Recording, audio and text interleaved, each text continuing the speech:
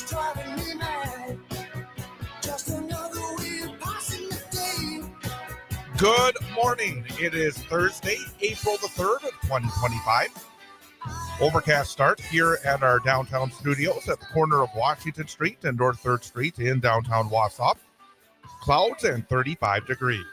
I am Chad Holmes. It is the Thursday edition of the Chad Holmes Show on 98.9 WXCO, online at WXCO.FM, mobile devices and Alexa by searching WXCO and on the Civic Media app. You can also join us on YouTube. Go to youtube.com and the 98.9 WXCO channel to be able to see a video stream of our program as well. Coming up this morning at 8:21, we'll talk about the weather, see whether or not things warm up and start to look a little more spring-like, as we have had so much nasty and dreary weather so far this week. We'll talk to Brittney Merlot about that coming up in just a few minutes. At the bottom of the hour at 8:34, we'll talk to the president of the Wausau School Board, Jim Bouche. Of course, on Tuesday night, a very narrow loss in a referendum question for the Wausau School District. What does it mean? Where do we go from here? We'll talk about that with Jim Bouche coming up at the bottom of the hour. And then at 9:21 this morning, we'll be joined in studio by the chair of the Marathon County Democratic Party, Nancy Stencil. We'll talk about the results on Tuesday and also where do we go forward as well. So that's all coming up. Then at the end of the show, of course, we'll have our history lesson and our number for the day quiz with Ian Welsh. Ian, good morning. Good morning, Chad. We'll have more with you coming up in just a little bit, but that would be enough normally, all these great guests coming up. But we have one to start things off, as we do on Thursday morning. Very happy to welcome in from Up North News Radio, the host from 6 till 8 a.m. each morning right here on 98.9 WXCO, Pat Kreitlow. Pat, good morning. Pat? Oh. Well, he was here. Yeah, he was here. Where did Pat go? I didn't disconnect him or anything. He must No, have. I see he's gone. I saw him there before as well. All of a sudden, I turned my head and he's gone. So hopefully, there, I think he's back. Okay. There he is. Get Pat up here, Ian, and we'll get going. Yep. There we go. Wow. That's, I don't know, for any, can I, before calling Spectrum, can I just talk to them over the radio? Hey, Spectrum, my internet went out twice this morning now. Oh, really? Once at about 6:40, about 90 minutes ago, and once here for about two to 3 minutes here, and that's never happened before, and that's weird. And that was some interesting panicking that was going on back here before I popped back up. You missed an incredible introduction. That's Probably the best ever. I It was know. the best ever. Well, Pat, obviously it was a busy week. I guess, general take. What does it mean? I obviously, 5 months ago we had one election that went the GOP's way. In Wisconsin, there were some good aspects to it as well, including the state assembly and such.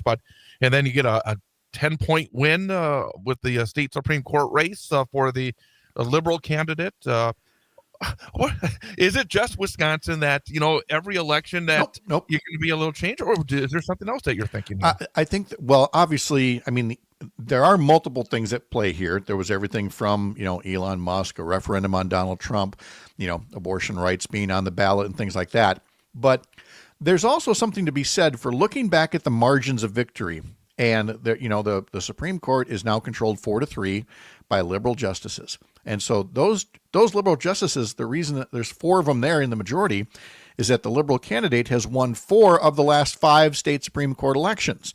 Brian Hagedorn winning by less than 1 percentage point in 2019 was the exception. But in all 4 races, the progressive candidate won by a margin of 55-45. And so what do we read into that? Here's what I take from it.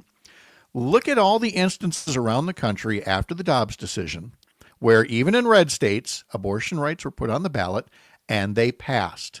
And in other states, they've put on Medicaid expansion. It's passed. They've put up hiking the minimum wage and it passed. The fact of the matter is the majority of Americans are indeed progressive.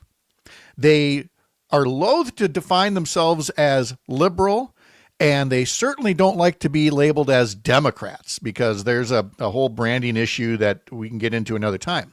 But when you look at people's values, when you remove the party label, people will vote their values, and the majority have progressive values in some way, shape, or form. Boy, that opens up a can of worms. All right, let's do it. Well, real quickly, talk about the values. I mean, it's pretty straightforward what Robin Voss's values are, yet he keeps getting reelected. And so many other Republicans, it's pretty straightforward. In fact, I'm going to kind of open it up even nationally. This morning, in fact, about 10 minutes ago, we had the top of the hour news on. And the Secretary of the Treasury was again talking. And this guy he should be talked about by Democrats every single day of the year. Mm-hmm. Scott Bessent. He is a billionaire who recently had said that if his mother-in-law had missed a Social Security payment, she wouldn't complain. But if you do complain, you're obviously trying to commit fraud. Yes. So the values of people like that, and yet the individual gets moved in. How do you put that together? Because a lot of guys that do not have the same values that you're saying that most Wisconsinites and Americans have do get elected. Well, I could put it in one word: cheating. In the case of Robin Voss and Republicans, they cheated when they won in 2010, and they won in 2010 fair and square. But then they redistricted and introduced these maps that were just diabolical in their gerrymandering, and some of us tried to sound the alarm at the time. And, mainstream media outlets just didn't want to hear about it. They're like, oh, that's just sour grapes. The Republicans won. It took, 2, 3, 4 cycles before you saw most people recognize these maps are rigged. And they are. And the other form of cheating or rigging is money.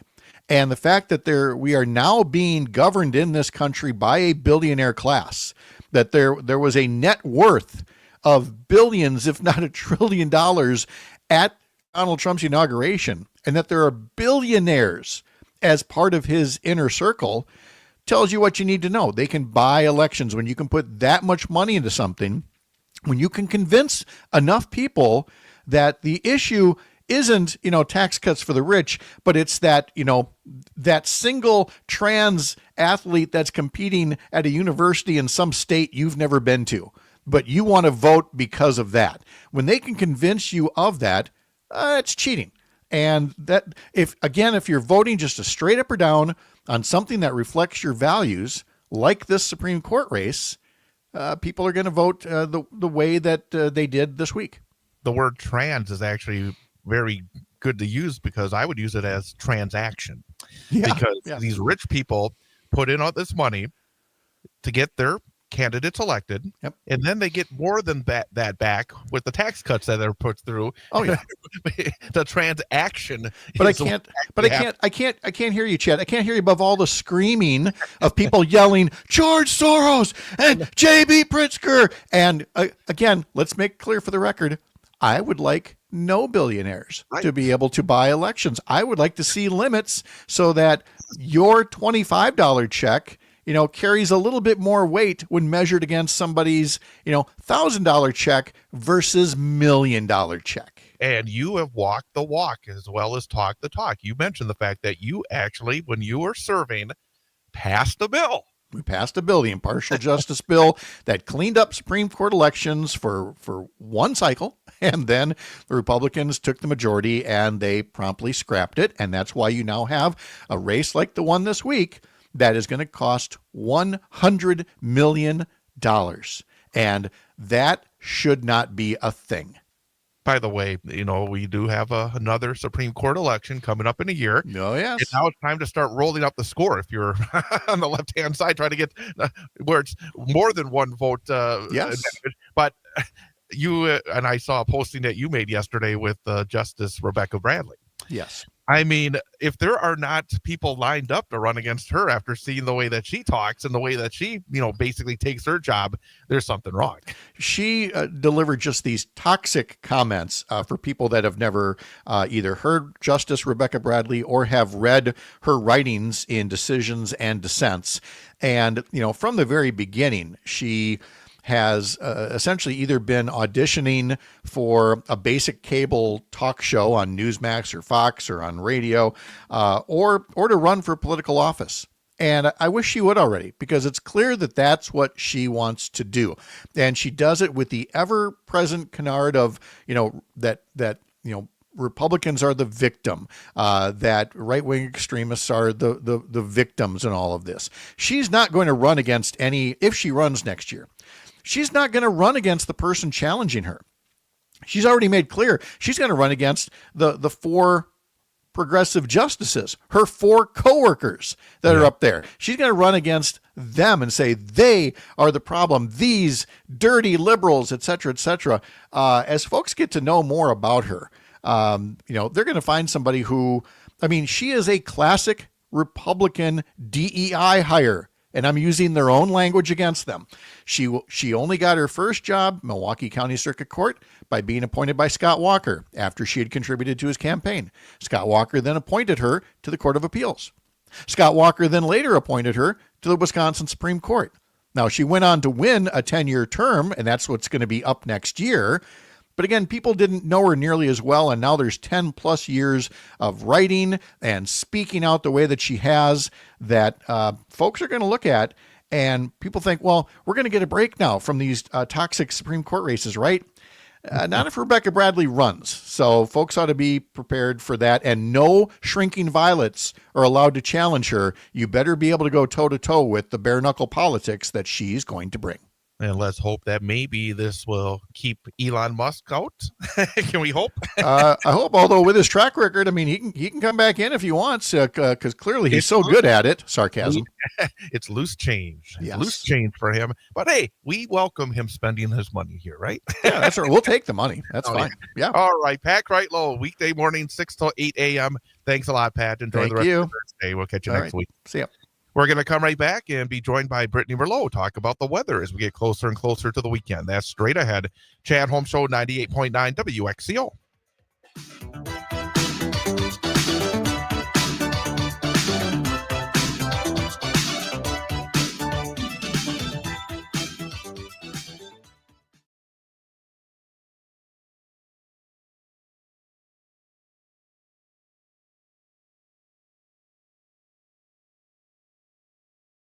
Yep. Be aware that our guests for the bottom of the hour will be showing up at some point here, and you have to answer at the door. Okay, I'll keep an eye on the door. Yep.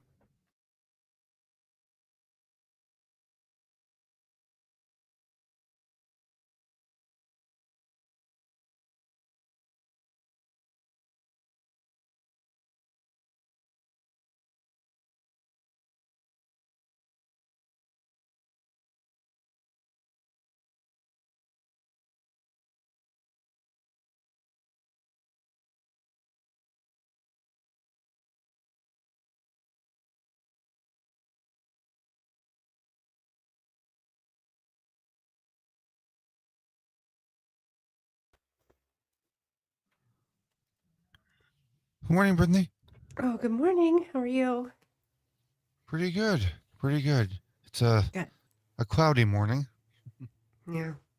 Pretty gross. My allergies, too. And I looked it up, too, and the pollen's not even bad, but I have been just sneezing and blah this morning. Yeah.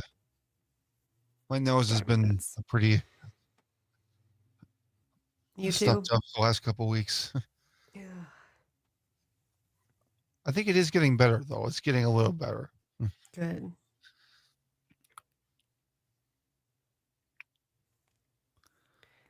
I'm ready for the weekend.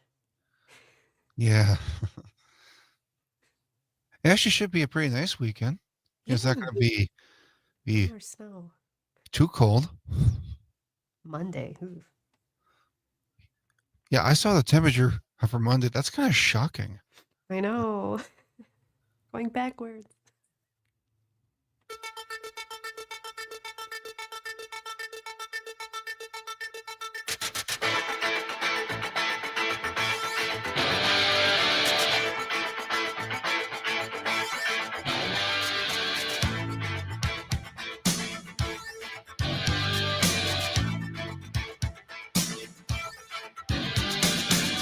Step right up and don't be shy, because you will not believe your eyes. She's right here behind the glass. You're gonna like her, 'cause she's got class.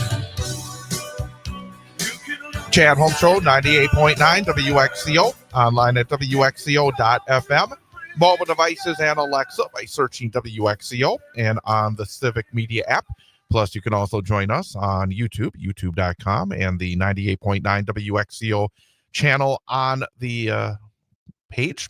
You can join us as well with a call or a text at 715-382-9297. That's 715-382-9297 to join us. Call or text us at that number. Overcast skies right now here in downtown Wausau. As I take a peek to my right out onto Washington Street. We are at the corner of Washington Street and North 3rd Street in downtown Wausau. 35 degrees is the temperature.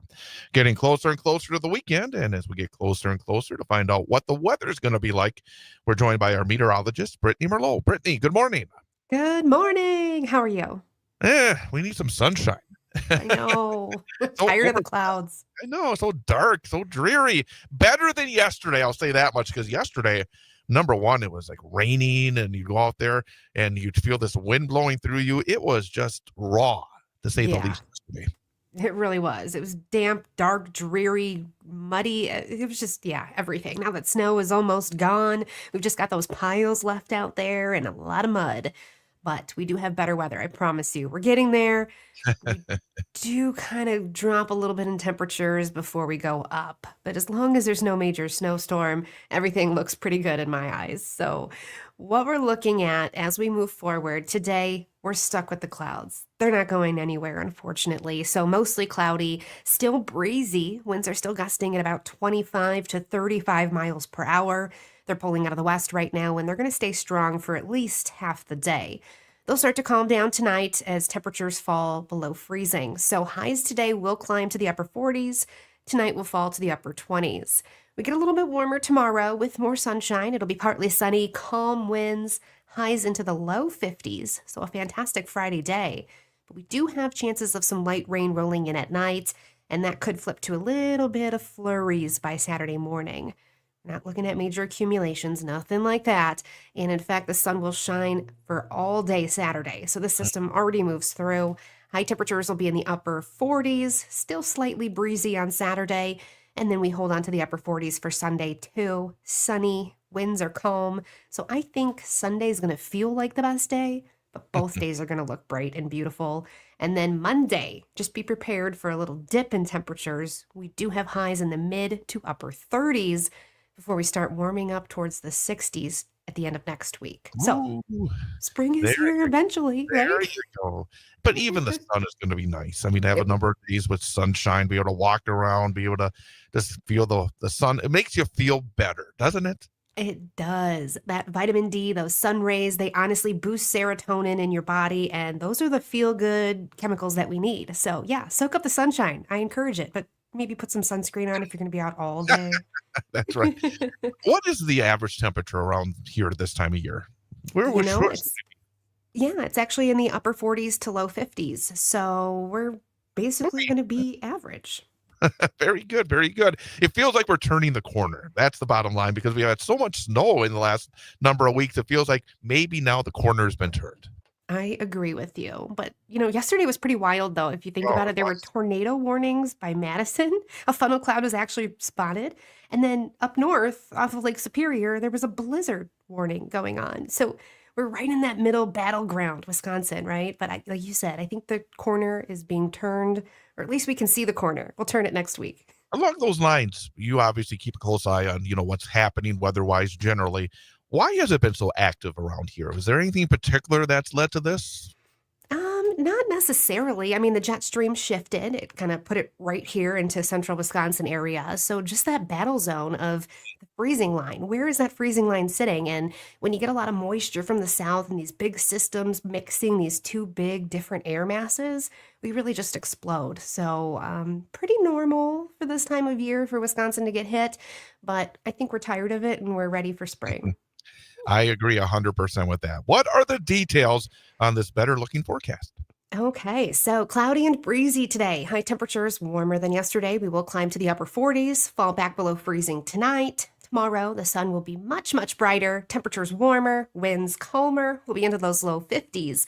But the price to pay is a little bit of light rain possible tomorrow night.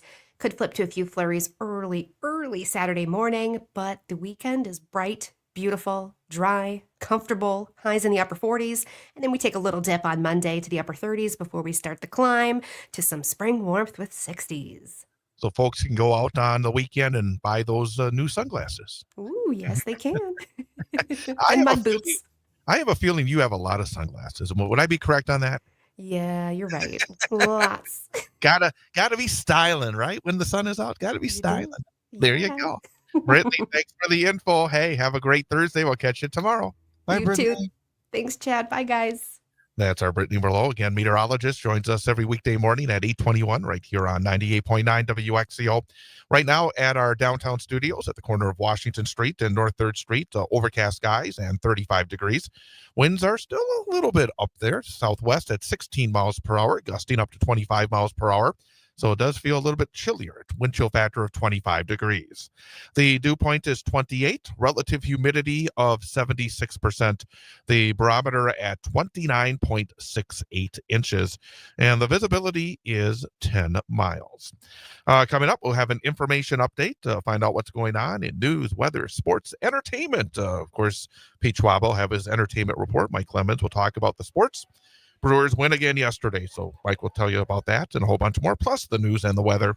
And then coming up after that, we will be joined by the president of the Wausau School Board, Jim Bouche. We'll talk about what happened Tuesday with a very close referendum election and then what happens next. Plus, I want to talk a little bit about the job itself, because one thing that we need to, I think about within our communities is to maybe think about serving in some way and talk a little bit about what is involved in that as well. So we'll do all that with Jim Bouche coming up after the information update.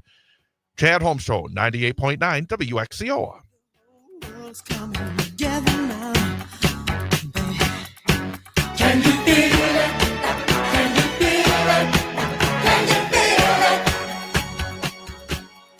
Feel it in the air. The wind is taking it everywhere. Yeah. Can you feel it? Can you feel it? Can you feel it?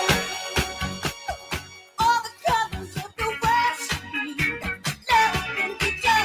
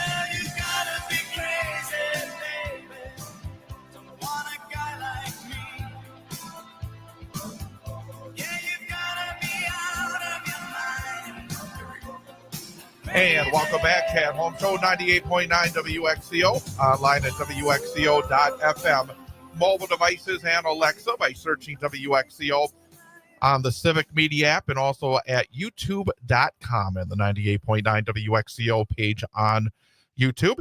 And very happy to welcome back into the program the president of the Wausau School Board, Jim Bouche. Jim, good to see you again. Well, thanks for having me again. I appreciate the time. Always get a good opportunity to come in and talk with you about a lot of different things. Well, obviously, I guess we have to talk about the headlines, because on Tuesday night, it was election day, and you had the referendum question, and very, very, very close race. And I mean, I know you've had a sports background as well. I sometimes think that losing in a blowout could be a little bit easier than losing in a tight one at times, and this was a tight one. 51% to 49%, about 300 votes, or give or take a couple, in terms of the vote. You've been around the block, obviously, in these situations a lot. What do you think maybe went into the mind of the voters this time around? Well, and again, I think I've said this in the past, that I always look at a referendum as being an opportunity to go to the community and really ask them a question. It's almost like a survey question. And the board and the administration was really at that point where we wanted to know, what does the community, our taxpayers, want us to do on this one? It was a big That was a big discussion point going back and forth. There was a big discussion point on how much we were going to ask for. Would it be 4 million, 6 million, 8 million? And, there was a lot of discussion on the board pertaining to that. So it was not done lightly, and it was not done with spur of the moment type of decision making. It wasn't a 2-minute drill. It was basically trying to create a game plan that would help us going into the future, help the community, help the students and families going into the future. But like any sports program, you have to monitor and adjust. And when you monitor and adjust, you're going to have to take a look at if we win, this is what happens. If we don't win, this is what's going to happen. We need to learn from our situation and pick up the pieces and move forward, because we're here to win for our students and our families, and also our community, our taxpayers. So we're going to have a lot of discussion going on. There's no doubt in the next month. Well, I was going to ask you how quickly this has to occur, because the first year that was going to be involved in this, if it would have been passed, would have been the 2025-2026 school year.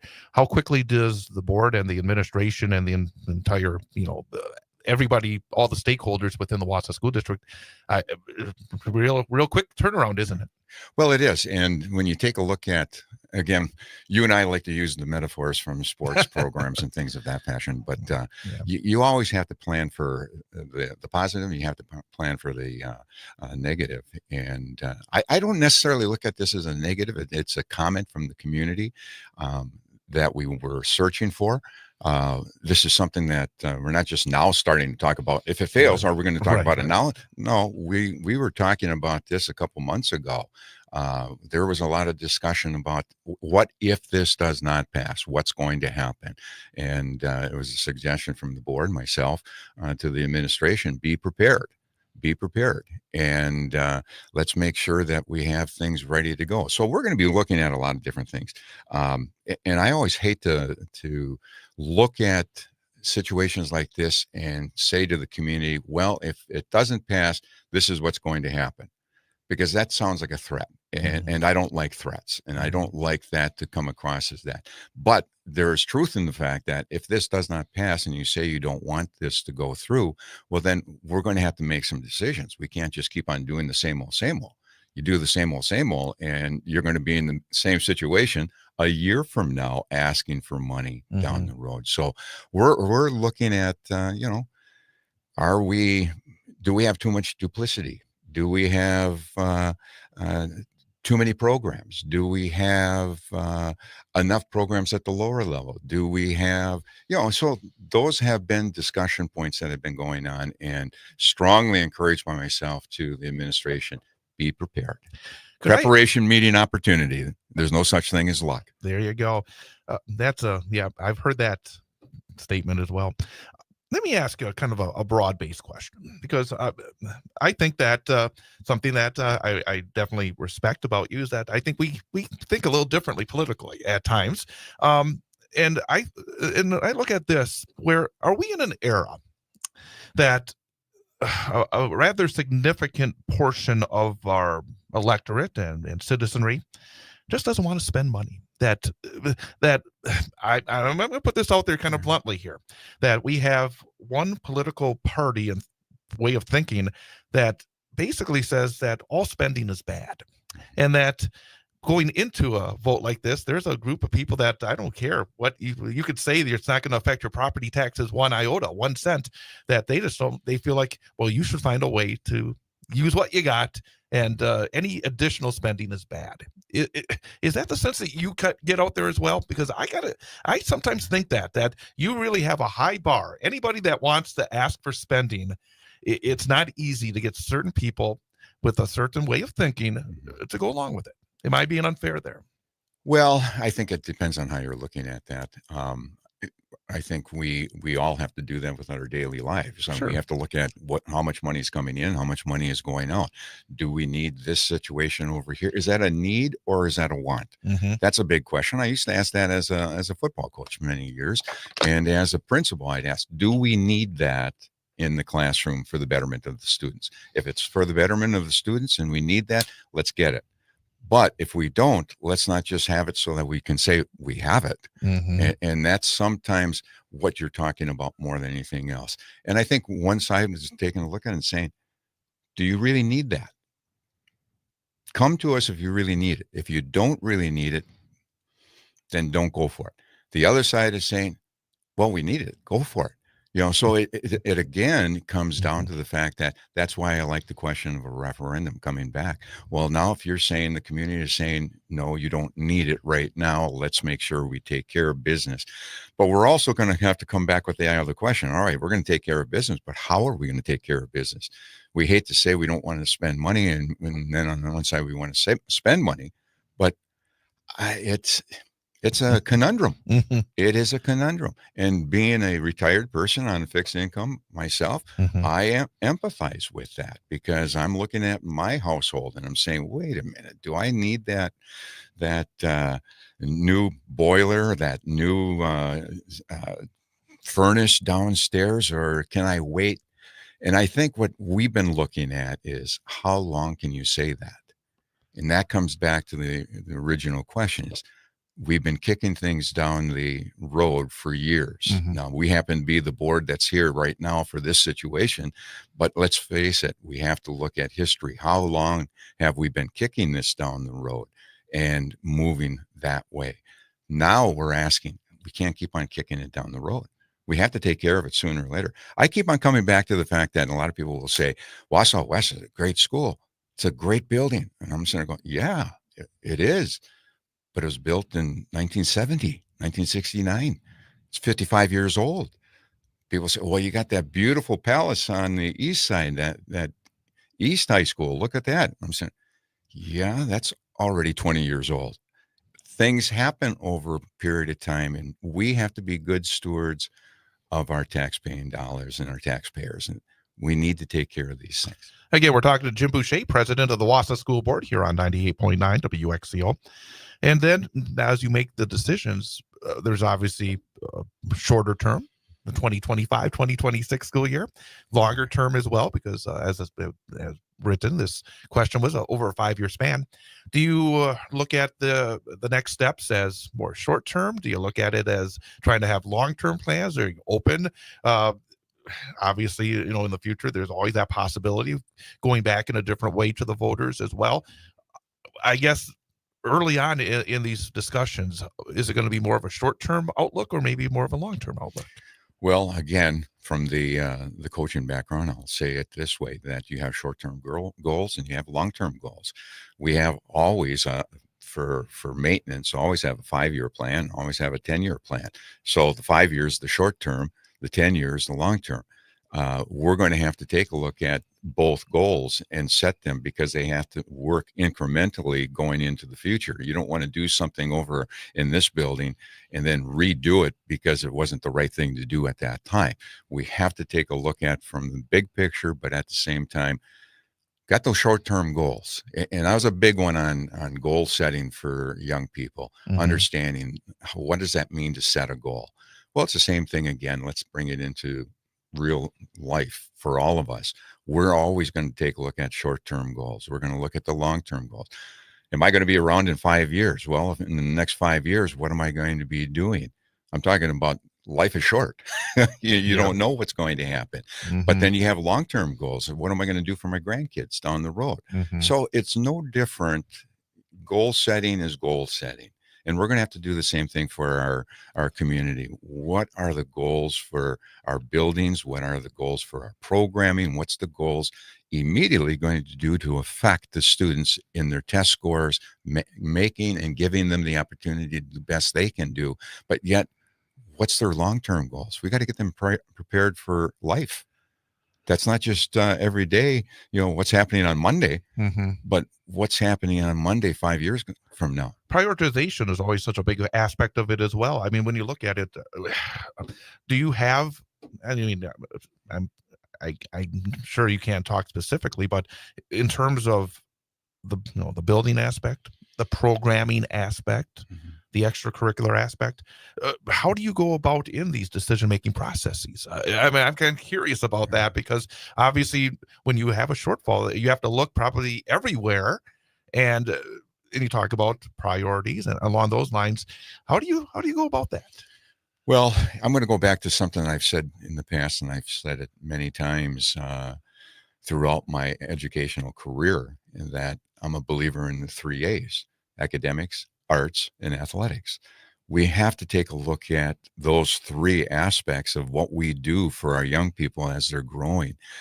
Academics are the most important. The arts help increase academics. If you're getting into music, you're getting into theater, you're getting into debate and things of that fashion. That's very important to prepare for students that you can't learn necessarily in a classroom. Doing the math, doing the breaking down of a sentence and things of that fashion in English. But then athletics, teamwork. How does it work for teamwork? We're going to have to take a look at all 3 aspects. And I hate to use this term about, well, you got to start cutting the low-hanging fruit. Well, what's the low-hanging fruit? Right. For one person, it's low-hanging. The other one is, wait a minute, that's top of the tree. I want to get there. I want to be that athlete. I want to be that thespian. I want to do that. How are you going to help me get there? And you've actually said in the past, and I think others have, the easy stuff has probably already been cut, hasn't it? In a lot of ways. Yes. I mean, this has not been an overnight issue, has it? No, it hasn't. And that's one of the things I enjoy talking with taxpayers and community people about, them, because they'll bring those types of questions up to me. Well, have you thought about this? And I'm sitting there thinking, as an administrator, as a principal and a superintendent, yeah, I've thought about that. Yes, we are thinking about, yes, that's not something that's brand new. If it was brand new, we're not doing our job. Right. And the same thing is true right now. We need to make sure that everything is looked at. And I look forward to looking at everything. We're going to come back, and I want to kind of talk a little bit about something else, because when these decisions come up, you're representing the community. But other members of the community could be part of this process as well. And when you see an election where you don't have to campaign, that's probably not a great thing. And I wanted to ask you a little bit about the job itself, and for people that may be thinking about getting involved a little bit, because I do think that within our system, our democratic system, our system where the people basically, are spoken for by representatives, I think it's important for people to get maybe a little understanding. So we'll do a little bit with that with Jim Bouche coming up in 2 minutes here on 98.9 WXCO.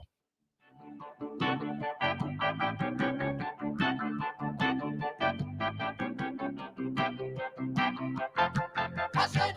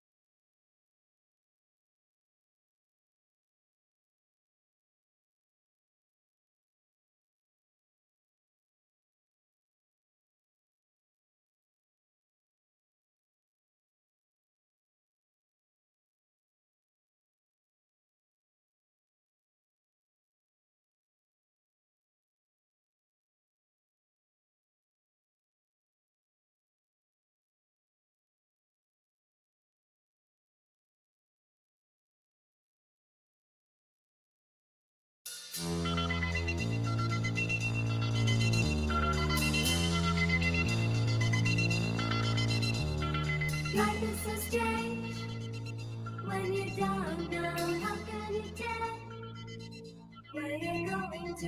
You can't be sure of any situation. Something could change, and then you won't know.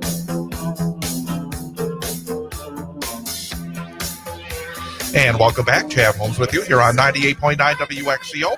Online at WXCO.FM, mobile devices and Alexa by searching WXCO, and on the Civic Media app. The time is 8:52, 35 degrees here in downtown Wausau. Talking with Wausau School Board President Jim Bouche.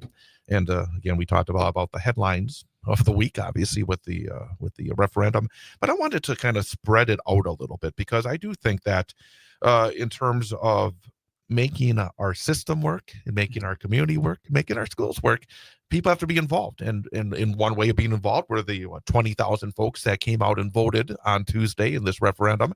But also ways to be involved are many, and one of which is serving as a school board member. And you were on the ballot, weren't you? Yes, I was. But you weren't knocking on my door saying, "Hey, come on, I want to talk about the campaign," because you really didn't have to campaign this time around, did you? No, we didn't. And I was surprised, to be honest with you, when I saw that there were only 3 people that were going to be running, 2 incumbents and a new person. They all love what you're doing, right? I hope to be doing what is right for people, and what's right for some people is not right for the other person. So you're always going to be, it's again going back to reffing. You're going to satisfy 50% of the audience there, and 50% are going to be yelling at you. Cheering, and some will be throwing exactly tomatoes. But you get to the question about being involved. I can't talk for all people, but I can talk for myself. After looking at retirement after 42 years and coming back to the community I love and community that raised my kids, I looked at what can I do to continue to help the community in that. And based on the experiences that I've had throughout the 42 years, to bring that back to Wausau, I thought was very important. And so that's one of the reasons why I ran for school board. I've encouraged other people to look at running for not only school board, but alderman, state representative, state senator, things. I've talked to a lot of people about doing that. But unfortunately, people know how much time really goes into it behind the scenes versus, that 25 cent an hour job that you're picking up, and going after it, and yet you're getting yelled at or whatever the case might be.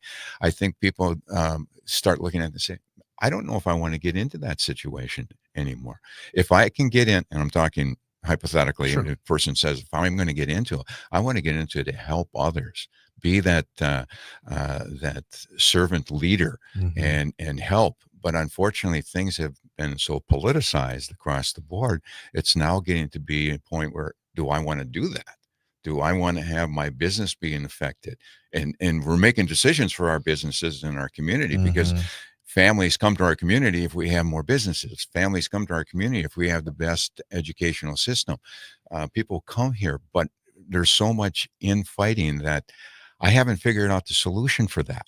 And I don't think I ever will. But I just want to be that person to be able to encourage others to get involved with us and be a part of the, I don't want to say the fight, but be a part of the solution making.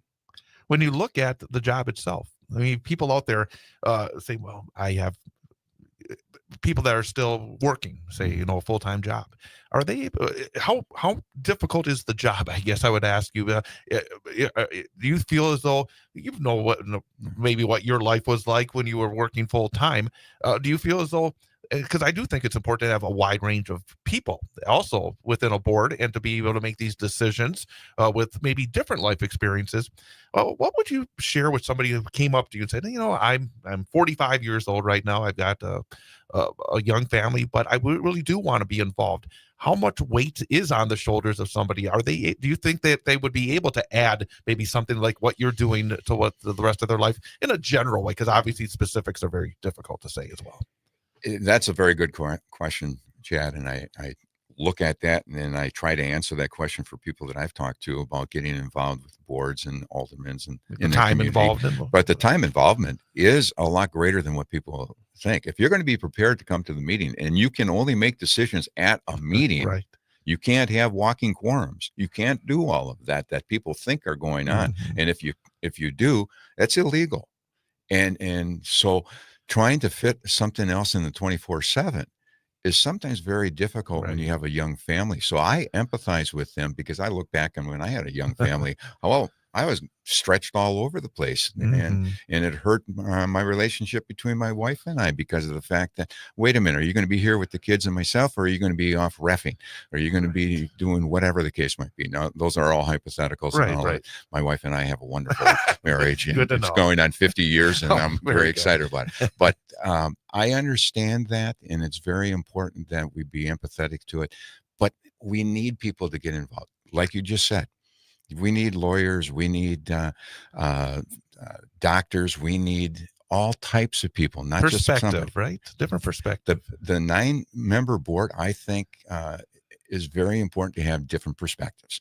Absolutely. And when you have different perspective, you have good discussion. And when you have good discussion, you get good solutions out of that. And you might not agree with one another. I hope you don't, because we need those perspectives to come forward representing the constituents of our community. And that's the exciting thing. If you can look at that and say it's exciting. It's like for myself right now, I'm just absolutely honored to be on the board, number one. Number two, I'm honored to be the director for the Wisconsin Association of School Boards for Region 5. And I've just been assigned to the Board of Control for the WIAA. I'm absolutely honored by being a part of that. So in my stage in life, I can say I can do this because it's an honor to do it. So we're going to see you handing out state trophies now. Yeah. That's one thing I always notice at the end of the tournaments. They always say, from the Board of Control. Exactly. And I'm one of the fun parts. It's going to bring back my athletic director days, There being you at go. all these tournaments and that. So that's the exciting thing. Jim Bouche, president of the Wausau School Board. Hopefully, as the process continues with these decisions, we can come back and talk about it. Love to do that. Thank you, Chad. We'll be right back here on WXCO.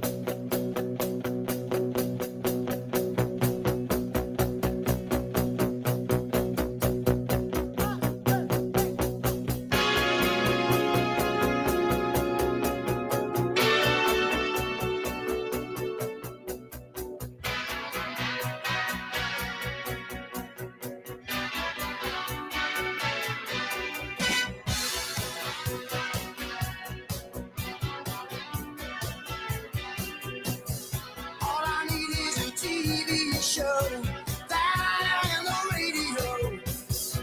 Down on my luck again, down on my luck again. I can show you some of the people in my life. I can show you some of the people in my life. It's driving me mad. Just another way of passing the day. Good morning. It is Thursday, March the 4th. April. We're in April already. Thursday, April the 3rd of Still early in the month. 2025. It's okay. Right now, still overcast skies here in downtown Wausau from our studios at the corner of Washington Street and North 3rd Street. 36 degrees is the temperature. I am Chad Holmes. It is hour number 2 of the Chad Holmes Show, 98.9 WXCO, online on WXCO.FM, mobile devices and Alexa by searching WXCO, and on the Civic Media app. Also, again, on YouTube, youtube.com, and the 98.9 WXCO part of the app. I guess YouTube is an app as well. I think it's an app and a website and everything else. But Well, it is an app. yeah, you're right. I know it's an app because we have it on our phones. That's right. And Anything that's on our phone is technically qualified as an app. I'm glad I got you here because technology has not been my forte. I'm too old of all this new stuff that's going on. But you can watch us on YouTube. Again, there's a Civic Media channel, but also a 98.9 WXCO channel as well. And we're on the 98.9 WXCO channel. Hey, coming up in just a few minutes at 9:21, we'll be talking to Nancy Stencil, the Marathon County Democratic Party chair. She'll be with us coming up at 9:21. At the end of the show, we will have our daily history lesson, talk about some of the famous events that have occurred on April the 3rd, this date in history. We will also look at some of the famous folks who are celebrating their birthdays, look at some of the special events being acknowledged here on the 3rd of April, and we will have our number for the day quiz. And if you're not familiar with that, at the end of the show, the very last thing we do is we have a number for the day, and we turn it into a quiz for Ian. And we give him the question, and then 3 choices, one of which is the correct number, 2 of which are incorrect. So based on the math, 1 out of 3 should get 33% just by guessing. So anything above 33% for the week for Ian is called a passing grade. Anything below 33% is a failing grade. But we want more than that. We want a winning week. And a winning week is 50% or higher. We've kind of altered that. It used to be above 50%. But now this week, we only have 4 opportunities. So it's going to be 50% or higher. You get a winning week. So that means this week, 2 out of 4, normally 3 out of 5. And then, of course, his best ever week is 4 out of 5. And still looking for that perfect week. We're going to keep striving, right? We're going to keep striving to get that perfect week. And they keep working towards it. Exactly. Absolutely. Right. And of course, during this part of the show, we like to give the topic for our number of the day quiz. Yeah. And today's topic is walking. Walking. A person Just walks. walking. Just walking. Person's walking. Walking. So we're going to talk about Walking that. is very good for you too. Yes, it is. So we're going to talk about a person's walking. so there you go. There you go. That's going to be the topic for Should be a fun topic. Absolutely. I think there's a little information there that will be a good thing as well. So that will be it. And again, we always like to have a little fun at the end of the show, see if Ian can do it. And so far this week, 1 for 2. Yesterday, you got it 1 for right. 2. And that's what we liked. That was a good one yesterday because last couple of weeks you kind of struggled early in the week and then come from behind. This way it makes it a little easier. You still got some work to do here today and tomorrow. Because you're 1 for 2. That means if you get one more right, you'll have not just a passing grade, but also a winning week, all in one. That's right. Because of the 4-day week this week. And then you still have a chance to try to get to 75% if you get them both right. So, Absolutely. but it's not going to be easy. Speaking of coming to the end of the week, we're also coming towards the end of our break into spring text to win statewide contest. We've been doing this 4 times a day, both last week and now this week. So we're down to 7 more opportunities to win an hourly prize, but also every time that you play, you're part of the final drawing, which will come after the conclusion late tomorrow afternoon. So We make have some sure good prizes too. you're exactly right, because just for the hourly wins, you have a chance to win a Chula Vista getaway. Boy, and that's a wonderful getaway. Chula Vista is a wonderful place to stay. Yep, you're exactly right. Also, Milwaukee Brewer Club level tickets, and I've been there. Those are great tickets. I mean, it's the club level. You have the bottom tier of the stands, and then you have that middle tier, and that's where it is. And you're right at the end of the tier. It's like the front row of that tier. So you're looking down. You're off on the third base side, near home plate, actually. And it really is fantastic. And you have a chance to win those. Also, $100 cash. And doggone, you can spend that $100 any way you want. So it's really great prizes. Your next chance to win will be with Jane Matinaire at 11 a.m. Then another chance with Todd Alba at 1 p.m. and Dom Salvi at 4 p.m. And then tomorrow will be the final day at 7 a.m. with Pat Kreitlow, and then again at 11, 1, and 4.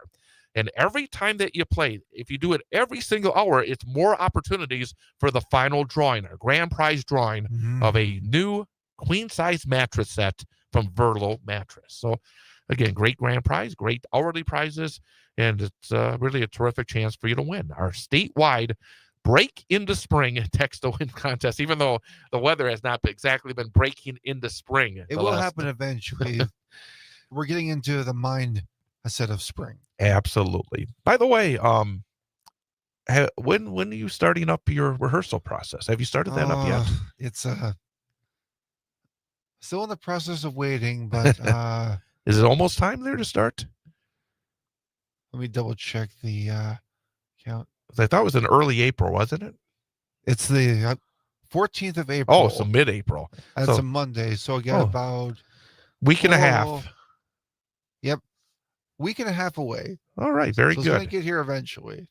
Terrific. And of course, I want to remind folks, if you missed on Monday, we had a wonderful conversation with 5 members of the cast of Wausau West High School, and their terrific show that is beginning tonight. Actually, that's they're opening. Let me look really fast here again, because I want to get the right time and for the Wausau West Theater and All My Sons. Boy, what a wonderful show! I've read this show. I've not seen it perform live, and I'm going to go and see this one. All My Sons from Arthur Miller, one of the great American playwrights, at the Wausau West Auditorium, begins tonight at 7 p.m., opening night, Thursday night at 7 p.m., Friday night at 7 p.m. Actually, today is Thursday. So Thursday, Friday, and Saturday at 7 p.m., Sunday at 2 p.m. And boy, again, it was really great to have the kids in on Monday. Really talented folks. It should be a wonderful show. I mean, and I was dealing with one of the directors, Brad Schmicker, and he had said that he said it's hard. I know 5 people, kind of hard, but wanted to make sure we had a couple of the Nolan, Travis and Nolan Mudler, who he said they've been really sort of, they're seniors now, and they've been such foundational pieces for the building of this theater program, but also wanted to have the next generation, the people that are coming up. And it was so wonderful to hear that. And you know it, and I know it, what these experiences mean for the young people in terms of the opportunities to perform and transformative experience, and to be able to get these great relationships and the such. So again, want to make sure that we have try to get out there, get to the Wausau West Mhm. Auditorium tonight, tomorrow, or Saturday at 7 and Sunday at 2. And again, coming up next week, we'll have an opportunity to speak to some young people with some plays. I don't have my schedule in front of me, but it's always great to have young people come in and talk here on the radio and get this opportunity, and to let you folks out there know as well about the opportunities to see some really, really good theater and support the young people in our area. Now, spring is usually one of the busiest times for theater, especially in the high schools and also in the community theaters as well. You're right. And I think it's, I think on Monday, again, don't hold me to this, folks, but I believe on Monday that we'll be speaking to folks involved with the children's theater production, if I'm not mistaken. And I do think as well, perhaps sometime next week, we're hoping to have an opportunity to talk to some folks involved in the DC Everest. They're doing, I think, 9 to 5, if I'm not mistaken, coming up here. River and that's Woods, River and Woods. theater, River and actually. Woods. You're right. River and Woods. Let me look back here. Man, it's like so I know much stuff DC going Everest on. is doing a spring show, but Yep. I don't remember what it And is. Marshall Delona. Yep. DC Everest. And we're working with him because next week their show is going to be going on, All Shook Up. So yes, All Shook Up is from DC Everest. I remember doing that show when I was in high school at DC Everest. That was a junior show, if I'm not mistaken. Yep. So we're going to talk. Yep. Exactly right. That was a fun show. Brenton Knies will be with us on Monday, along with actors Jenna Gravine, Maddie Fleece, and Lucy Olson, to talk about the Enchanted Book shop on Monday morning.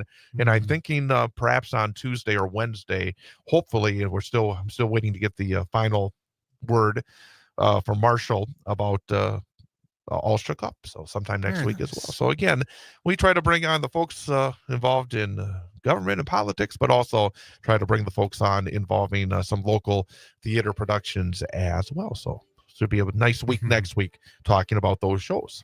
Very cool. It was a busy week politically because we had the big election night on Tuesday. So we're going to talk about that and a whole bunch more with Nancy Stencil, the chair of the Marathon County Democratic Party.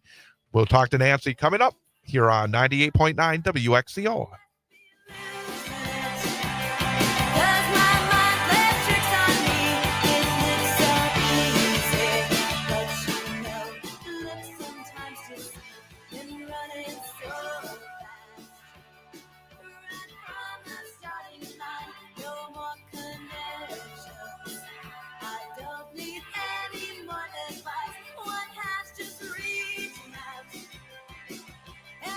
Just hanging on.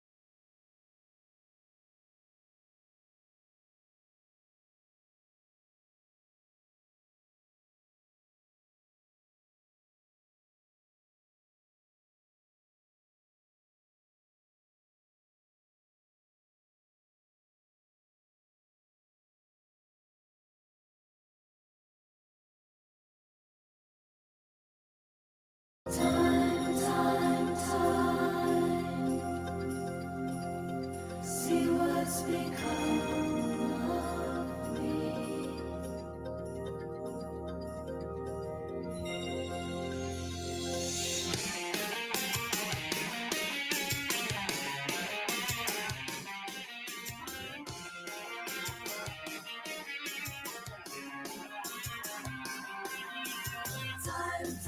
Time to see what's become of me.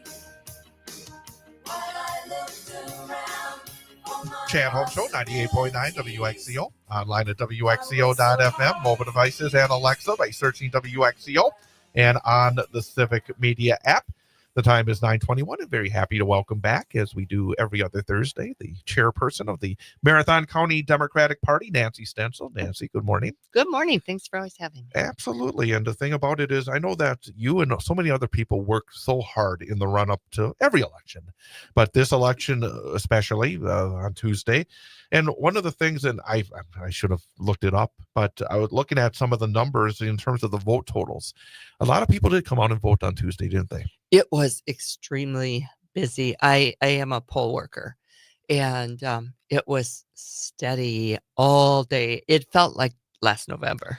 And that is wonderful, because so often in the spring you see such a low turnout, and often that does skew the results, because if you don't have at least close to the average number of people, and I know a lot of people always talk about, well, we should be higher and higher.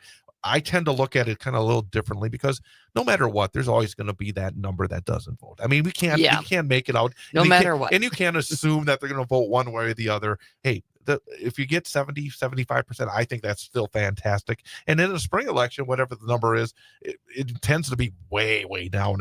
And again, that was one of the surprising when I went and voted. It's like, hey, this is very busy. When you hear stories that in one part of the state, they have to actually get more ballots. Yes, you hate to see people wait, but that's actually a good thing that they had that many. And I know where I work as a poll worker, we were extremely busy all day. But our clerk does a phenomenal job. She sets things up. We have enough volunteers. We can switch out. People get a little bit of a break in that. But it was steady right up to the end. And real quickly, I'm glad you mentioned that. There, again, was a very fair and clean election. No doubt. But that's been the case election after election. And that really, again, is annoying when you hear people that try to cut down the folks that, like yourself and others who run these elections, because that is personal, in my opinion. It is, because, like our clerk too, you get to know her and you know how hard she works at doing this. And could a mistake happen somewhere? Yeah, we're all human. But there's no massive voter fraud. That's for sure. No, not at all. It would be something minor, and it would be caught. If something would slide through, it gets caught at the next level or the next level. It's not going to sail through. And by the way, I started this off, and I always tend to get on these tangents, but I was saying about how hard you and others work. And after November, to have the results that we saw in the state Supreme Court race has to make you just almost blow up, because couldn't believe it because sometimes, like, I think in November it's like, I worked so hard, and yet the results weren't there that you wanted to see. It was crippling to so many people. Yes, it really was. And then to have the positive reinforcement that, hey, the people are listening, that they're paying attention, because sometimes you wonder if they're paying attention when you shake your head over some results. And here to have not only a victory, but a massive victory. A massive victory. Amazing, huh? By far, she is the better candidate. Truly is. And then just all the negativity and whatnot that surrounded it, and then all the money that came in from Elon Musk, it sent such a clear message to the entire nation. And the entire nation has been watching that this is not going to fly. I got a message from a person in New Jersey on Tuesday asking if I had voted. Oh, somebody I didn't even know. But it's like on the social, and I said, why did you send it out, this message? And she's, well, I made calls for Janet 2 years ago. Oh my goodness. I want to make sure that it's like, it's like, wow, really, really cool stuff indeed. And the thing about it as well is the reason I was surprised at the margin being almost the same as it was for Janet 2 years ago is, yes, Schimmel was not is not a great candidate in terms of the job, but he was, I think, a stronger political candidate because he did have a record of winning statewide and also has probably greater name recognition. And Dan Kelly was almost a joke actually 2 years ago. Right. And he yet, was. And yet Yeah. the vote was almost the same. Yes. I thought that showed even a greater victory than maybe 2 years ago. Yes, it definitely did. Definitely. And I think we all sat on needles and pins. And, like after the polls closed, I left shortly thereafter, stopped at the store and came home. And within an hour of those polls closing, my phone all of a sudden started blowing. I thought, what's going on? Maybe I should turn the TV on and see what the election results are. It's like I'm looking at my phone. It's like I couldn't believe it that it was called that fast. And even looking at some of the results, I was following the results early, and it was a good start. I'm thinking, well, I mean, depends where the votes came from, blah, blah, blah, blah. And then all of a sudden it just kept on moving up and moving up. What we got about a minute before we have to take a timeout, but what is the message? And I think you kind of touched on it, but the main message that people should take away from those results. That money, there's people power. Money is not going to rule. And it goes back to something that one time, I think like a month ago or so, it was after an event where Judge Crawford came to the Marathon County Democratic headquarters, and you talked about how it was packed. But it was. But when you look at the numbers, you think, well, again, it was like 70 because you have a small room. You don't have a huge room, right? But we had her here again. But the point I want to really make quickly is that 75 people, or 100 people, or 125 people who then go out and talk to. Had the power to beat $25 million from the world's richest man. Yes. I mean, that says something. And even beyond the political aspect, I think that says something about the system that is good, doesn't it? It does. It really does.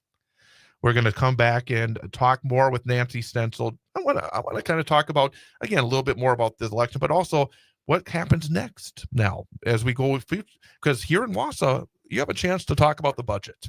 And that's important. And I want to talk about that and a whole bunch more with Nancy Stencil coming up here in just a few moments. Chad Holmes Show, 98.9 WXCO.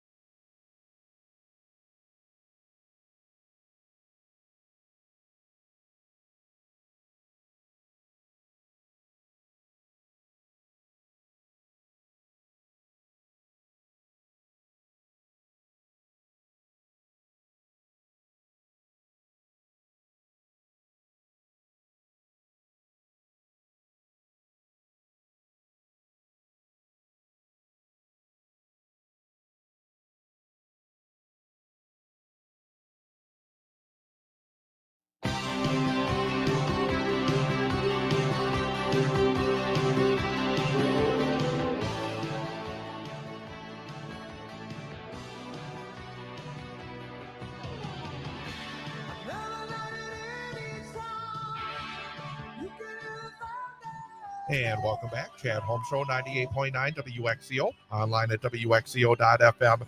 Mobile devices and Alexa by searching WXCO and on the Civic Media app. Talking to Marathon County Democratic Party Chair Nancy Stencil. Something that is said to you. You look at 55-45, you think, hey, easy win. They're never easy, are they? No. Oh my gosh, no. We fight for every single vote in every single way that we can attain one. And you were talking about there has to be multiple ways to do it. And I Right, think, again, there to is. win these elections, especially in a state like Wisconsin, what have you learned over the years that maybe that You can't put all your eggs in one basket. And, first and foremost, we canvass. That's the most measurable. Okay. But, you need to follow up with people. The phone banking helps. We have an older population. Postcards work. Every little bit helps. in terms of people paying attention, because again, it feels like it's been a long. I know. I thought time. they weren't paying attention, But they sure were. But it feels like it's been such a long grind already for 2.5 months. Mhm. And the thing that it made me feel good, and I think probably makes you feel good as well, is that there's often this thought that people are not paying attention. But you don't get this kind of result with going up against this money unless people They were are, paying because attention. it's affecting more people. The policies, the idea boat that's floating through is just not a good one, and it's affecting real people, and they're standing up and they're being heard. By the way, yeah, after the results come in, my first thought is, and normally, I remember back in the 2010 election, and Barack Obama had the wherewithal and the self-awareness to say, hey, Mhm. we got whipped tonight. And we have to think differently, maybe, in terms of trying to make sure Right. that we Admitted we if get you to the made a people. mistake. And I thought, well, maybe guys like Trump and Musk will say, Oh, I don't the think they state. will. I know, but maybe that, hey, you're gonna think a little differently. And then yesterday he comes out with his the Trump tax increase. I'm not gonna call them tariffs. The Trump tax increase. But you were just saying about how these policies do affect average people, They do. and we're gonna see that explode based on Yes. this, aren't we? Yes, we are. And people are standing up and taking notice. I mean, I think they were looking for change.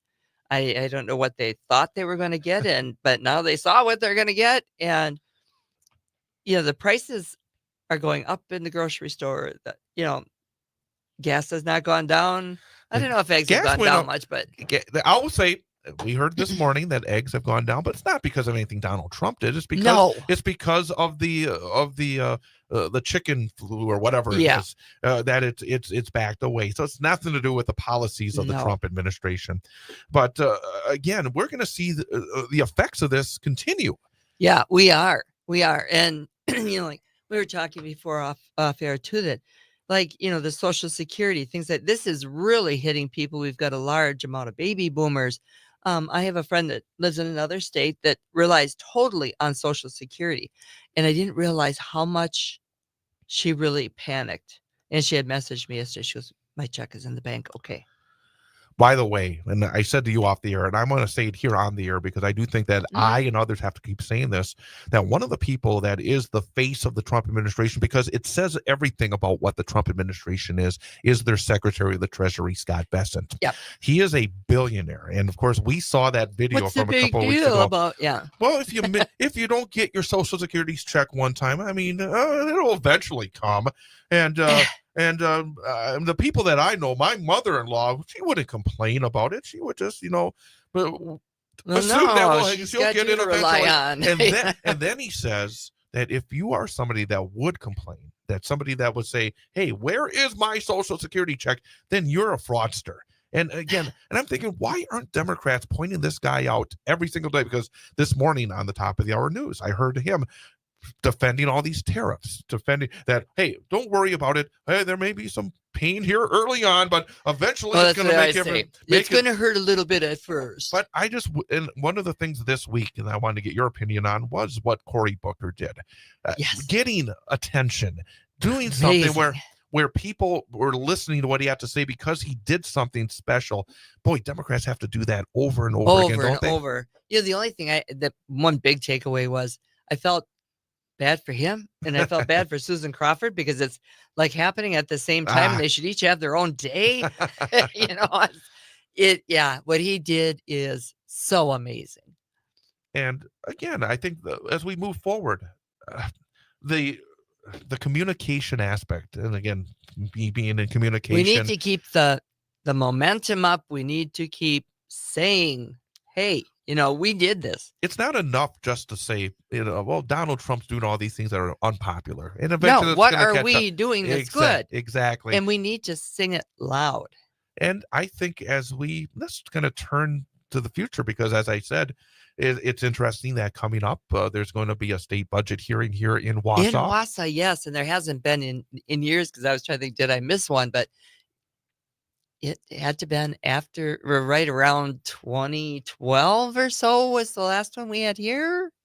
So as we look to this budget battle, and I'm going to ask you your opinion, because often, the governor will use his line item veto, but he does have the opportunity, if he wants to veto the entire budget. Yeah. As we go into this process, in order to get, I think, the strongest budget, and also maybe, again, I don't think it's unfair to say the strongest political statement, because we do have a governor's race coming up next year. Do you think maybe the governor should think about being a little stronger in the pushback against some of these, I would call them rich people first policies that Robin Vos tries to push into these budgets? Yes, I do think so. And I'm curious, because as you said, well, there's an election coming up. So what? We're going to be careful. I think we need to look, no matter where we're at in an election cycle out of it, are we doing what's best for the people in the state of Wisconsin? That's the bottom line. Right. But how do we do that with the by pushback? doing the right thing? and saying it loud, and saying, this is why I'm doing it. The state budget hearing in Wausau will be coming up on the 29th at NTC from 10 a.m. until 5 p.m. And this is a great opportunity. As you said, the folks that live within our voice on this radio station normally would have to travel a long way. Yes. The Republicans have done that over the last number of budget cycles, where you'd probably have to travel at least 2 hours to get to the closest budget hearing. This is a great opportunity. It is. And again, part of our system is about having our voices be heard. And whether it's voting, whether it's protesting, because that's part of what you do as well. But here in this case, and especially, frankly, especially if there are Republicans sitting behind that dais, they have to hear from the people, because otherwise it's really easy for them just to listen to Robin Vos and Devin Lemieux. Okay, this is what we're doing. This is what's going to happen. But if they actually hear from people over and over and over again, I still believe that does have an impact. And stop hiding on us. We just want some answers. It's always going to walk in the door and beat you up, but you're going to answer some questions, okay? And that is our right as citizens to ask those questions and to have them answered. And I know that when you came in here, that there's still events and activities going on. Yes. That you want to make sure April people know 5th, about it. Yeah, April 5th at noon on Rib Mountain Drive. We will have a rally. It's the hands-off rally. It is nationwide that this is happening. They are happening all over the state of Wisconsin too. So, I mean, you don't have to travel far. For people that don't know what the meaning is, what does the meaning hands off? Hands off my Social Security, hands off Medicaid, hands off everything else that's going to hurt me. And that's the thing that's been so disconcerting. Yes. Is that you can disagree with the Republicans who are currently in the slight majority, both in the House and the Senate, but especially the House right now, because it feels like they are allowing Donald Trump and Elon Musk to take away powers that they have. Yes. I mean, I don't understand the thinking behind that. I don't understand why they feel like we can't do anything to even show our independence, not even in terms of the policy, but in the way that Trump and Musk are doing things. Because I don't think it's about they disagree with the policy, but I can't imagine that you would allow this to happen. It is a poison on the system. And I think the term hands off is perfect on this, because even it's not just Democrats, but Republicans. Tom Tiffany should stand up and say, hey, I may agree with what your goals are, but you're not doing it the right way. Exactly. But he walks lockstep. I know. And- And when I say Tom Tiffany's doing that, I obviously know that he's never going to do that. but a Republican, I would think that would make, I shouldn't be giving advice here, but I would think that would make him a lot more popular with the general public. He tells his constituents he's doing what's best. Never really says what he's doing. He's still worried about, Biden and the border. But, even when we had a rally there a few weeks ago, and people went up very respectfully in 2s and 3s just to air some concerns. At the end, we were told, we have work to do. I am your work. Hello, I'm your constituent. And I have to say, and I said this to you off the air, I was so impressed with the people that were there. Yes. Not only the number of the people, but the way that the people talked and the people talking to them and hearing why they were there, because there were some folks that came a long way. A long ways. There were some people that came all the way like from Ashland to come down and talk. And, when you think about it, in the 7th Congressional District, that's his office is way down here. That's a long drive for those people. And I've never understood folks like Tiffany that won't be willing to have a discussion on ideas. Because if you truly believe in what you are pushing, shouldn't you be able to have that conversation and explain to these folks why you're doing what you're doing? I mean, and at the very least, even if you end up separating, disagreeing, at least you had the discussion. Exactly. And as a representative, that is the lowest bar That's possible. your job. Yeah. Yeah, the lowest bar. I mean, people are not always going to agree, but you have that right to air what you want. I have the right to say what, Again, what the hands-off rally, again, just for people who is at noon on Saturday, the 5th, on Rib Mountain Drive. Can they find out information? Or do you have postings Yes, on? you can go to North Central Wisconsin Indivisible, and everything is on there. It's also on Facebook. Just check out the Indivisible.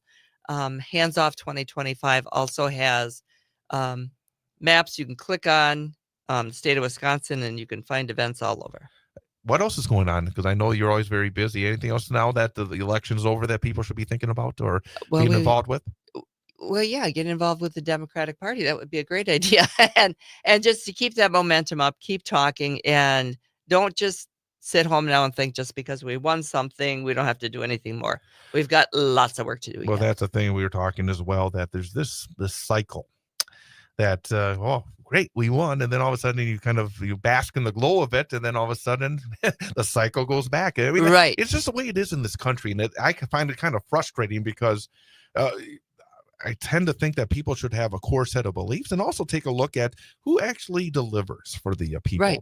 Yeah. And there's records. And unfortunately, we look don't at their voting record. Yeah. That'll tell you right there. What are they delivering for you? What are they actually, believing in and making your lives easier? And I just somehow, and again, one of the positive aspects of Tuesday was the idea that people are paying attention. But they really are. We need that to continue election after election. Yes, we need to keep reminding them to stay engaged.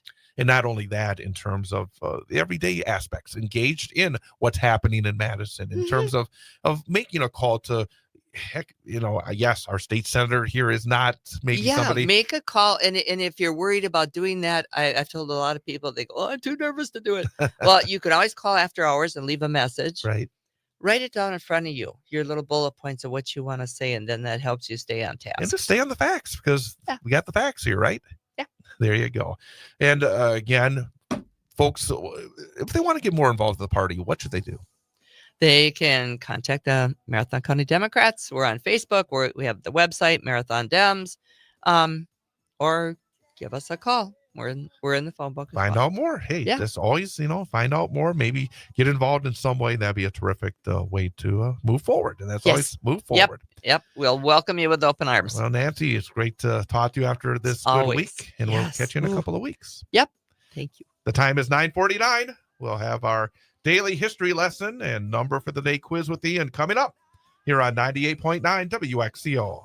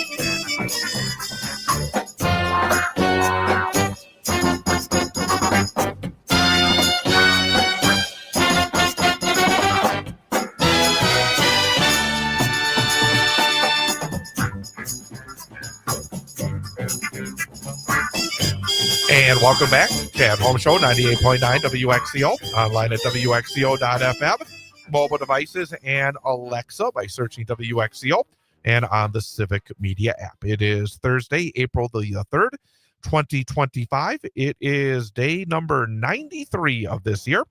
There are 272 days remaining in the year, and a number of famous events have occurred on this date in history. On this date, way back in 1882, the outlaw Jesse James was killed by Robert Ford for a $5,000 reward. On this date in 1953, TV Guide debuted.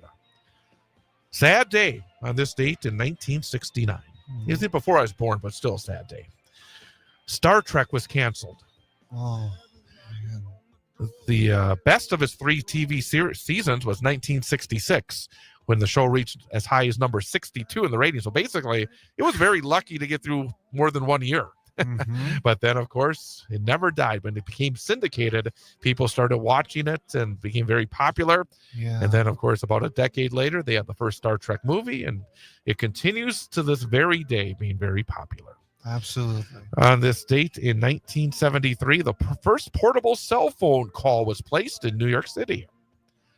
On this date in 1996, suspected Unabomber Ted Kaczynski was arrested at his Montana cabin. On this date in 2016, the Panama Papers were published, 11.5 million leaked documents detailing financial and attorney-client information for more than 214,000 offshore entities. The documents contain personal financial information about wealthy individuals and public officials that had previously been kept private. A few folks are celebrating their birthdays today. Jane Goodall, the anthropologist, is 91 years old today. Singer Wayne Newton still performs in Vegas, 83 years old today. Actor Alec Baldwin is 67. David Hyde Pierce, Frasier star, but also great Broadway performer as well. David Hyde Pierce is 66. Eddie Murphy, 64 years old today. Actor Jenny Garth of Beverly Hills 90210 is 53. Also, Colby Smulders of How I Met Your Mother and Marvel movies is 43. Amanda Bynes, actor, is 38. And celebrity offspring Paris Jackson, daughter of Michael Jackson, 27 years old today. And if you out there celebrating your birthday, happy birthday to you from all of us at 98.9 WXCO. Aren't you going to say happy birthday? I'm sorry. Sorry, I was distracted. Happy birthday. Because Sorry, I was distracted. if they would have been disappointed. Oh If, my gosh, I'm sorry. April the 3rd, and they get a happy Thank you for birthday calling from me Ian. on that one. I deserve that. Special events today. American Circus Day. Good People Day. I like that one. Day of Hope. Another good one. Absolutely. Fish, Fingers, and Custard Day. Maybe not that. Find a Rainbow Day. Don't go to work unless it's fun day. Our work is usually pretty fun. There you go. That's what I like to hear. It is Film Score Day. Oh, yeah. Do you have a favorite film score? Ooh. A movie has great music in it. Honestly, I think any of the Star Wars movies have great music. Yeah, they I know do. that John Yeah. Williams is, I think he's actually done almost all of the music for the Star Wars movies and the TV shows. And I think that music is some of my favorite. Yeah, that's a good one. You don't even have to watch the movie. You just listen to the music. You can tell what a scene it is. I like the original Superman. And you hear that score, that theme, you can't help but get excited. That one just gives you goosebumps. There you go. All right. It is now time for our number for the day quiz. Yes. And of course, every day we give Ian 3 choices for our number for the day. 1 is correct, 2 are incorrect. And today, a chance to improve is 1 for 2 this week. And if he gets it right today, give him a passing grade for the week and also a winning week. So a lot on the line here. Walking. Yep. Okay, our number for the day is the number of miles the average person walks in a year. So the average person, the number of miles. So take all the steps you take each and every day. Walking to your car, walking through the supermarket, walking. Okay. The number of miles the average person walks in a year. What are my choices? Is the correct answer 300 miles? Is the correct answer 600 miles? Is the correct answer 900 miles? Well, there's a lot of steps, but there's a lot of time here, so I just got to go with my instincts again. I'm going to say...